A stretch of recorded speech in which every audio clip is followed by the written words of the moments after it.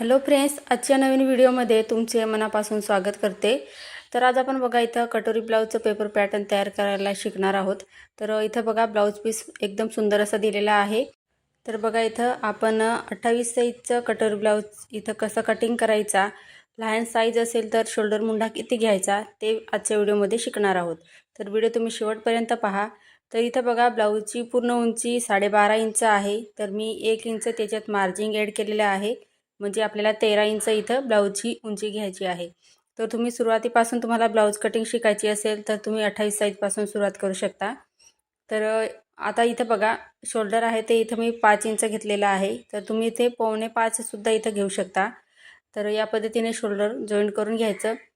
त्याच्यानंतर 5.5 इंच इथं मुंडा घ्यायचा आहे आणि तो सुद्धा व्यवस्थित चेक करायचा आहे आपल्याला। सर्वात पहिले तर ही साईज जी आहे ती लहान आहे, तर 28 साईज आहे म्हणून 7 इंच इथं छातीचा चौथा भाग येतो। तर त्याआधी बघा इथं मुंडा आहे तो आपण व्यवस्थित इथं जॉईंट करून घेऊया, म्हणजे शोल्डर आणि मुंडा आहे तो। त्याच्यानंतर इथं बघा छातीचा चौथा भाग 7 इंच घ्यायचा आणि तुम्हाला आवडेल तसं तुम्ही इथं 1.5 इंच मार्जिन घेऊ शकता किंवा 2 इंच इथं घेऊ शकता। तर इथं मी 1.5 इंच मार्जिन घेतलेलं आहे। तर 3-4 असे एक्स्ट्राच्या जे शिलाई असतात त्या भरपूर राहतात, त्यासाठी इथं मी 1.5 इंच मार्जिन घेतलेलं आहे। आता खालच्या साईडला बघा 1.5 इंच आणि आपण छातीचा चौथा भाग असं इथं 8.5 इंच झालेलं आहे छातीची घडी, तर ती खालच्या साईडला जशी तशी टाकायची आहे।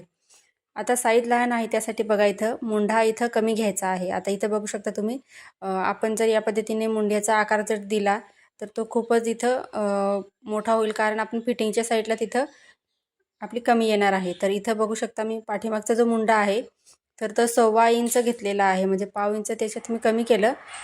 त्याच्यानंतर पुढचा जो मुंडा आहे तो 1.25 इंचवरती घ्यायचा आहे। आता 1.25 इंचमधून मी इथं कमी घेतलेला आहे, बघू शकता तुम्ही।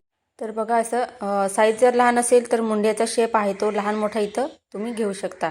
त्याच्यानंतर बघा सर्वात पहिले आपण पाठीमागचे जे पार्ट आहे तर त्याची कटिंग करून घेऊया, म्हणजे आपल्याला पुढचा इथं पार्ट कटिंग करायला सोपं जाईल।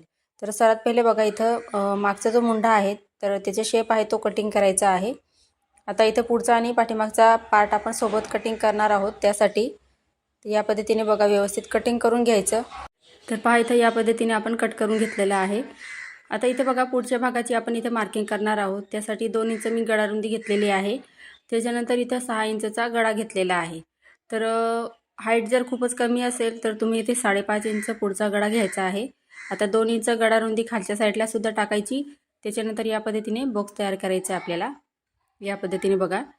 आता खालून बघा मी 1 इंचावरती मार्किंग करून घेतलं आणि सिंपल असा गोलगळा आहे त्याचा शेप देऊन द्यायचा। आता आपल्याला इथं क्रॉसपट्टीची कटिंग करायची आहे, म्हणजे क्रॉसपट्टी कशी काढायची ते पाहूया।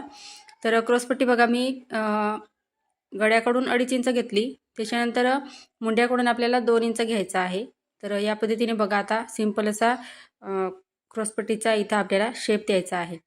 तर इथं बघा 5 इंच शोल्डर घेतलं, 2 इंच गळारुंदी, 5.5 इंच मुंडा, 7 इंच इथं छातीचा चौथा भाग आणि 1.5 इंच मार्जिन। तर या पद्धतीने आपण जी मापं घेतलेली आहे ती इथे लिहून घेतली, म्हणजे लक्षात राहील आपल्याला।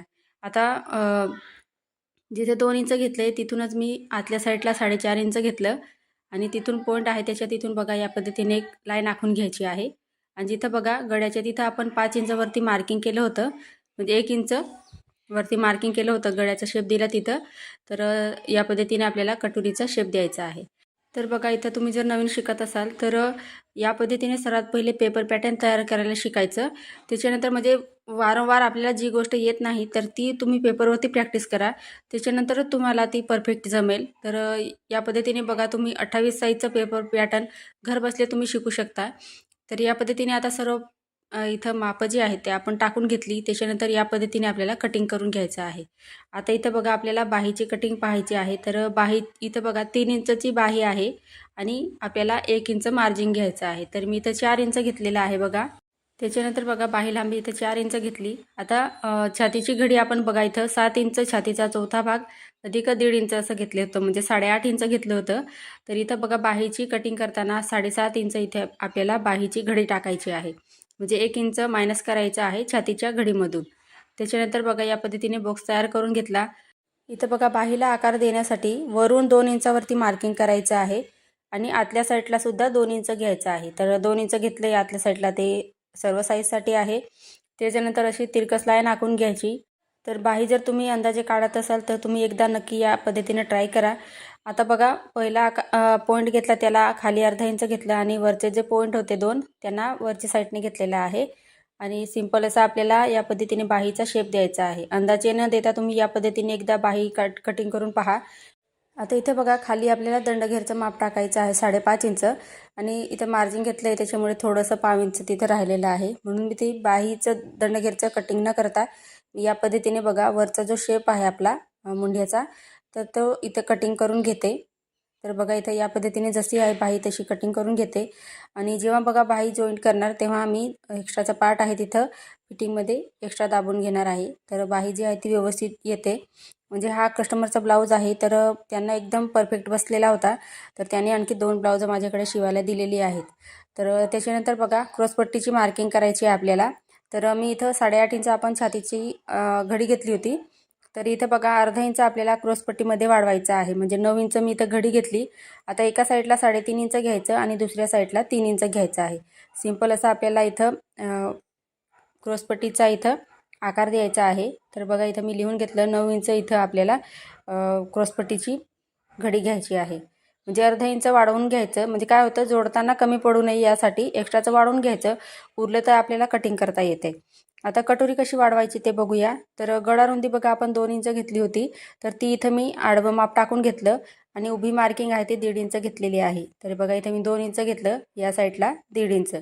आता बघा, 1.5 इंचचा पॉईंट घेतला आहे तिथं खाली 4.5 इंचावरती मार्किंग करायचं. तर हे बघा 4.5 इंच आणि जिथे 4.5 इंचाचे मार्किंग केलेलं आहे तिथून आतल्या साईडला 6.5 इंच घ्यायचं आहे.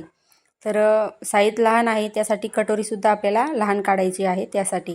आता इथं बघा 6.5च्या निम्मे करायचं आहे. तर 3.25 इंच होतं. तुम्हाला व्यवस्थित जर माहिती नसेल तर तुम्ही या पद्धतीने बघा सेंटर काढायचं आहे. टेप आहे तो फोल्ड करून.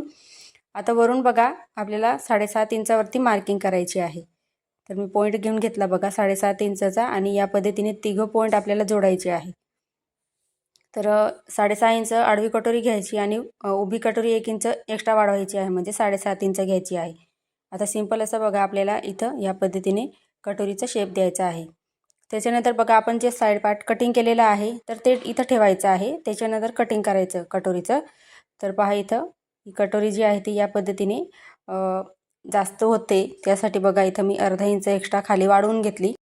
तर बघा, आपण जशी काढलेली आहे तशी जरी तुम्ही कटिंग केली तर जिथपर्यंत आपल्या साईड पार्ट येतो तिथपर्यंत तुम्ही ठेवून कटोरीचं मार्किंग करून तुम्ही कटोरी जी आहे ती इथं कटिंग करू शकता. पण आपण इथं एक्स्ट्राचा पार्ट आहे तो कट करून घेणार आहोत. तर हा एक्स्ट्रा होता तर त्यासाठी कटिंग करून घ्यायचा आहे. तर बघा, इथं लहान साईजसाठी सुद्धा कटोरी कशी काढायची ते तुम्हाला खूप सोप्या पद्धतीमध्ये मी इथं दाखवलेलं आहे. तरीसुद्धा तुम्हाला काय डाऊट आला असेल तर तुम्ही मला कमेंटमध्ये विचारू शकता. पण हा कस्टमरचा ब्लाऊज आहे त्यांना एकदम परफेक्ट बसलेली आहे. कटोरीसुद्धा एकदम व्यवस्थित आलेली आहे. तर खूप सुंदर असा ब्लाऊज झालेला होता त्यांचा. तर बघा, या पद्धतीने तुम्ही फोल्ड करून मधला जो टक्स आहे त्याची मार्किंगसुद्धा व्यवस्थित करू शकता. तर आता कट करून घेऊया आपण. तर पहा, इथं आता बघा सर्व पार्ट आपले रेडी झालेले आहे. तर ते आता अस्तरवरती ठेवून आपल्याला कटिंग करायची आहे. तर इथे बघा, मी अस्तरचं कापड घेतलेलं आहे आणि त्याची बंद बाजू माझ्या साईडने ठेवलेली आहे. आता बघा, पाठीमागचा पार्ट आहे तो आपल्याला बंद बाजूकडून ठेवायचा आहे. तर इथे बघा मी तो पार्ट ठेवलेला आहे आणि जसं आहे तसं इथं पहिले मार्किंग करून घेते. आता इथे बघा, साईड पार्ट ठेवताना सुद्धा काळजी घ्यायची आहे. तर शोल्डर आहे ते सरळ असं ठेवायचं आहे. जसं मी इथे सेम तुम्हाला दाखवते आहे सेम त्याच पद्धतीने ठेवायचं आहे. शोल्डरला वाकडं तिकडं ठेवायचं नाही. कारण काय होतं, शोल्डर जर आपण इथं वरचं साईड पार्ट आहे तो तिरकस जर ठेवला तर शोल्डर उतरण्याचे चान्सेस असतात. तर त्यासाठी आता इथे बघा कटोरी आपली बरोबर येते साईड पार्टला. तर ते सुद्धा चेक करून घ्यायचं. आता सर्वात पहिले दोघं पार्ट आपण कट करून घेऊया. म्हणजे तुम्हाला कटोरी कशी ठेवायची ते सुद्धा मी काही टिप्स देणार आहे. तर त्या तुम्ही व्यवस्थित फॉलो करायची आहे. म्हणजे ब्लाऊज कटिंग करताना तुमचं ब्लाऊज आहे तो चुकणार नाही त्यासाठी. आता इथं पाठीमागचा जो पार्ट होता तो आपण कट करून घेतला. खडूची मार्किंग केलेली आहे तसंच. आता इथं साईड पार्टसुद्धा त्याच पद्धतीने मी कटिंग करून घेते. बघू शकता तुम्ही. तर या पद्धतीने व्यवस्थित असं कटिंग करून घ्यायचं आहे बघा. तर तुम्हाला बघा आजचा व्हिडिओ थोडाफार जरी आवडला असेल तर प्लीज लाईक करायला विसरू नका. आता इथे बघा अस्तर आहे ते व्यवस्थित ठेवून घेतलेलं आहे मी आणि कटोरी आहे ती बघा या पद्धतीने ठेवायची आपल्याला. म्हणजे या साईडला बघा आपलं हुकपट्टी असते, तर कापड आहे तर बघा या पद्धतीने ओढून पाहायचा. म्हणजे तिरकस धाग्यामध्ये आपल्याला कटोरी ठेवायची आहे, जेणेकरून ती ब्लाऊज आपण जेव्हा शिवणार तर कस्टमरला एकदम व्यवस्थित परफेक्ट बसेल. म्हणजे घातल्यावरती ती मस्तपैकी अशी ओढली जाते आणि अंगामध्ये फिटिंगमध्ये व्यवस्थित बसते. त्यासाठी तर ही टीप तुम्ही लक्षात ठेवायची आहे. आता मार्किंग केलेलं आहे ते आपण कट करून घेणार आहोत. बघा या पद्धतीने बघा व्यवस्थित खडूने मार्किंग केलेलं आहे. सेम त्याच पद्धतीने आपल्याला कट करायचं आहे. तर पॅटर्न आपण कटिंग केले तर ते इथं अस्तरवरती ठेवून व्यवस्थित कटिंग करायचे त्यांचे सुद्धा आपल्याला. आणि तेवढंच महत्त्वाचं आपलं ब्लाऊज स्टिच करायचं असतं, तर ते सुद्धा व्यवस्थित लक्षात ठेवायचं. तुम्हाला या ब्लाऊजची स्टिचिंगचा व्हिडिओ पाहायचा असेल तर तुम्ही मला कमेंटमध्ये नक्की सांगा. आता इथं बघा बाहीसुद्धा जशी आहे तशी मी इथं ठेवून घेते आणि मार्किंग करून घेते. म्हणजे जे आपण पॅटर्न कटिंग केलेलं आहे त्याला लागूनच आपल्याला खडूची मार्किंग करायची आहे. म्हणजे एक्स्ट्राची मार्जिंग आपल्या कोणत्याही पार्टमध्ये राहणार नाही. म्हणजे आपला ब्लाऊज आहे तो व्यवस्थित येईल. तर बघा इथं बाहीसुद्धा मी कट करून घेतली. त्याच्यानंतर इथं बघा आपल्याला क्रॉसपट्टीची इथं कटिंग करायची आहे. तर कापड आहे ते व्यवस्थित ठेवायचं, कारण अस्तर आहे ते खालीवर आहे त्यासाठी मी व्यवस्थित ठेवलं पहिले. तर ते चेक करून घ्यायचं, नाही तर काय होईल एक पार्ट आपला बरोबर येईल आणि एक आहे तो लहान होईल, म्हणजे शिवताना कमी पडेल.